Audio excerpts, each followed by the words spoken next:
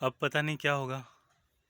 अभी मैं बहुत टेंशन में हूँ, बहुत नहीं, बहुत है टेंशन है, बहुत ज़्यादा भी नहीं है, पर यह है कि टेंशन है मुझे फ्यूचर की, फ्यूचर को लेके, क्योंकि आने वाले कुछ दिनों में मेरा एग्ज़ाम है और उस एग्ज़ाम में क्या होगा पता नहीं। ये बात मैं अपने आप से कहूँगा कि ये वीडियो मैं यूट्यूब पे अपलोड करूँगा ये रिकॉर्ड होने के बाद। तो फ्यूचर का टेंशन है कि क्या होगा। पढ़ाई बहुत कम हुई है, इससे पहले भी मैं बोलना नहीं चाहता,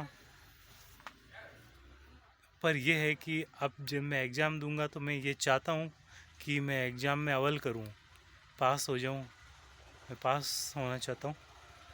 अब मुझे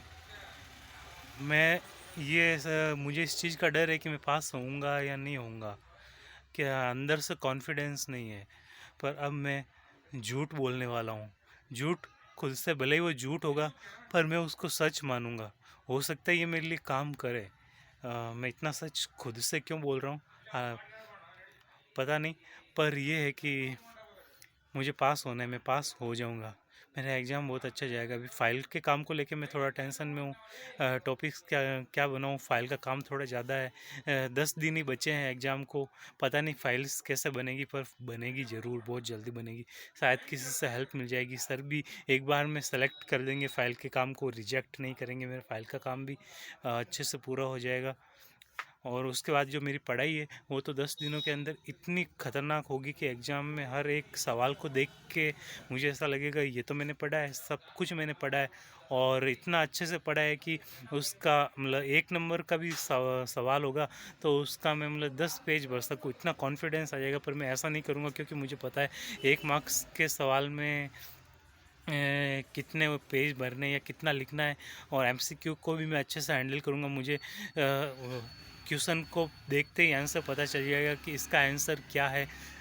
मुझे सब इतनी पढ़ाई अच्छे से हो चुकी है मेरी कि मुझे क्वेश्चन देख के पता चलने वाला है कि इसका आंसर कौन सा। मुझे उसमें से कुछ रिजेक्ट करने की भी ज़रूरत नहीं पड़ेगी कि इसको रिजेक्ट करना, कि इसका सही आंसर क्या हो सकता है, वो सब उसकी ज़रूरत ही नहीं पड़ेगी। और एमसीक्यू में मतलब सही गलत जो है वो भी मैं अच्छे से कर दूंगा।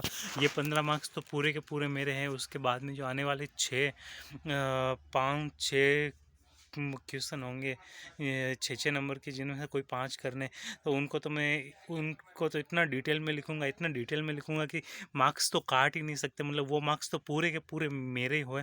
उसके बाद में अगला सेक्शन सी, जिसमें कि मतलब 3 क्वेश्चन होंगे 15-15 नंबर के, जिनमें से कोई 2 अटेंड करने। और उसको तो मैं हद से ज़्यादा डिटेल उनमें डाल दूंगा कि कोई अगर काटना भी चाहे मार्क्स, की मुझे मार्क्स काटने हैं इसके, क्या कैसे काटूं, तो वो पॉसिबल ही नहीं है। इतना डिटेल में मैं लिखने वाला हूँ, इतना डिटेल में मैं काम करने वाला हूँ, इतना अच्छे से मैं एग्ज़ाम लिखूंगा कि मेरे नंबर तो पूरे में से पूरे आएंगे, पूरे में से पूरे, कि कोई सोच भी नहीं सकता कि पूरे में से पूरे कैसे आ सकते हैं। अभी मुझे खुद पे बहुत ज़्यादा कॉन्फिडेंस आ गया, तो अभी मैं जाके पढ़ाई करूँगा, अच्छे से पढ़ाई करूँगा, इतनी पढ़ाई करूँगा।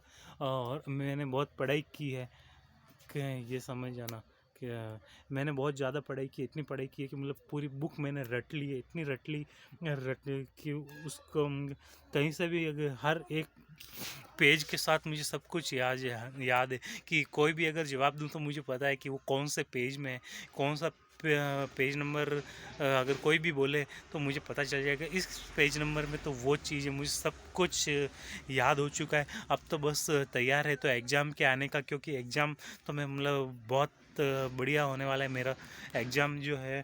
हर एक सवाल का जवाब मुझे आता है और मैं एग्ज़ाम में बहुत बढ़िया ढंग से पास होऊंगा। तो अब मिलता हूँ मैं अपने उज्जवल भविष्य के साथ। बहुत अच्छा उज्जवल भविष्य होने वाला है मेरा।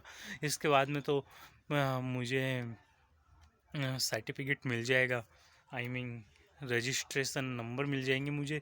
और मेरे मज़े ही मज़े हैं कि मैं पास हो चुका हूँ।